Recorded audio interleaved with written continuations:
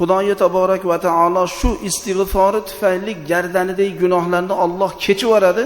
Va an Abdullah ibn Mas'ud radhiyallohu anhu qol: "Man qala astaghfirullohal azim allazi la ilaha illa huval hayyul qayyum va atubu ilayhi 3 marratin dubra salatihi ghafarallohu lahu dhunubahu wa in kanat mithla zubadil bahri idza kana al-istighfaru ma'a nadamatil qalbi."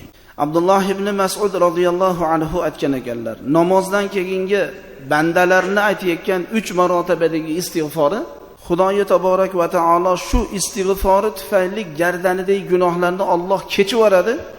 Agar u bandani gunohlari dengiz ko'pigidan ko'p gunohi bo'lsa ham, Xudo uni gunohini kechirib yuboradi. Agar shu aytilayotgan istig'for qalbida nadomat bilan aytayotsa bo'lsa-da, masalan, namoz o'qib istig'for aytyapti-yu, hayoli boshqa yerda. Ibodat qilyapti-yu, qulog'i boshqa yerda. Qur'on eshityapti-yu, hayoli boshqa yerda bo'lsa bo'lmaydi. Qur'on eshitayotganda ham qulog'i va qalbi bitta yerga bog'lanishi kerak. Duo qilayotganda, qo'l ko'targanda, Allohdan so'rayotgan vaqtida ham inson qalbini shu o'zi Allohga bog'lash kerak. So'rayapti, til qimillayapti-yu, dili boshqa yerda bo'lsa ijobat olmaydi. Shuni ham bilib qo'yish kerak.